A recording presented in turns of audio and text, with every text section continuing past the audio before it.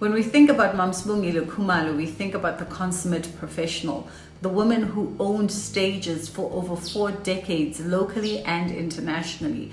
But also, I think you think about the warmth and the friendliness and the love that exuded from within her. Mam Sibongile made everybody feel important and made us all feel as though we owned a little piece of her heart. For me, I've had the distinct pleasure of hosting the Arts and Culture Trust Awards, of which at the 25th anniversary, she was a recipient of the Lifetime Achievement Award. And I got to sit in a personalized conversation with her where she really was so candid and so honest about her journey, the lessons that she's amassed along the way, the pitfalls, the successes, her goals, her ambitions, and even some of the personal sacrifices that she'd had to make.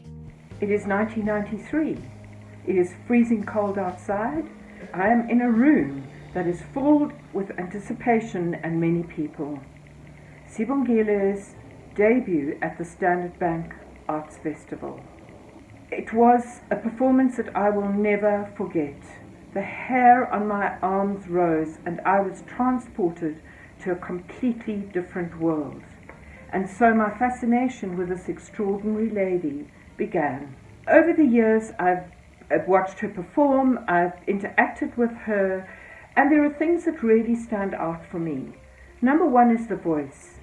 Not the singing voice, but the voice which was used to inspire, to challenge, to encourage, and to bless. She really embraced and stood for and was an amazing tribute to her culture.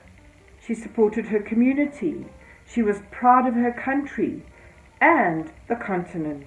Sibongile Khumalo has been a presence in my life as a creative, as a director, as an administrator, as a singer.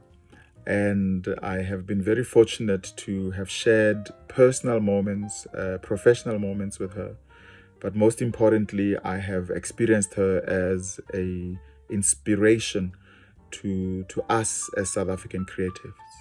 I met Sibongile Khumalo in 1994 through her niece, Sibongile Mgoma, and we developed a relationship that allowed us to become something that I called an untitled relationship. I don't know what it is. I called her auntie, I called her Sis Khumalo, I called her Mam Sibongile, and it was someone that I knew I had access to in different ways, from advisor to a friend to a confidant. Losing auntie is for me one of the most difficult things to comprehend, and I hope that in time I will learn to live without having access to such a wonderful and giving soul. One of the things that people don't know, I think, about Mam Sibongile Khumalo was that she had a very dry sense of humor, a very naughty sense of humor. She would see something that doesn't really go the way it's supposed to go, and she would turn and say, "Xaxisa dokotela, xaxisa, senza kanjani makunje? What do we do when it's like this? Because you people know these things better than we do." And then she would go tongue-in-cheek and have that naughty glint on her face. What a spiritual leader, what a diva, what an icon. What I will remember most about Dr. Sibongile Khumalo is every time we met, her graciousness and her kindness. But without a doubt, my greatest memory is the 2017 ACT Awards. Sibongile was a guest. Dorothy Masuku had won the Lifetime Achievement Award in music, and Lyra was performing. At the end of the evening, Dorothy and Sibongile both got up on stage and gave an impromptu performance, the three of them singing together spontaneously. Those moments only come along once in a lifetime. And she got up on stage again at the 2019 awards when we awarded her. That love of singing, that love of performing, that joy of sharing your gift. Well, that's Sibongile. At the Arts and Culture Trust, we have had wonderful interactions with Sibongile Khumalo, and we were very fortunate to have had honored her with a Lifetime Achievement Award in 2019. And she also performed for our awards a few times before then. And with her, we always had someone that we can refer to for any advice as an organization.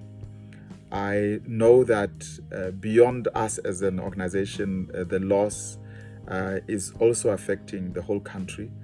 And I hope that her family and friends are going to be comforted by the knowledge that Sibongile has left an incredible and powerful bond with us as a country, and that we have to carry on to honor her.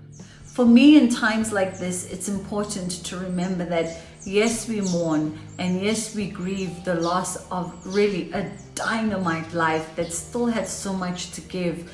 But we've got to celebrate everything that Mam Sibongile was. We've got to honor her journey and honor her example by stepping forward into our own light, by stepping forward into our own greatness, and truly acknowledging that we are because she was. Mam Sibongile Khumalo, I thank you from the bottom of my heart for your contribution to the cultural and creative sectors. Rest in peace. She carried with her an amazing wisdom. She inspired, she taught, she grew people, talent, projects, thoughts, initiatives. Sibongile was a gardener, and she has left us with this amazing big bed of seeds that she sowed. It is up to us to grow these seeds, and I will be forever grateful for the legacy she left behind. Yes, we've lost, but I think there's also something to celebrate in terms of the legacy, the possibility, an example for young women all over the nation and young artists all over the nation in terms of how to hold your career and what giftedness looks like. And we celebrate her so much. My best memory of Auntie, besides all the other personal ones that we've shared together, was when she asked me to direct the last huge concert that she curated, which was her 60th celebration, Three Faces of Sibongile. And I was very honored to be the director of one of those concerts, which was the classical concert.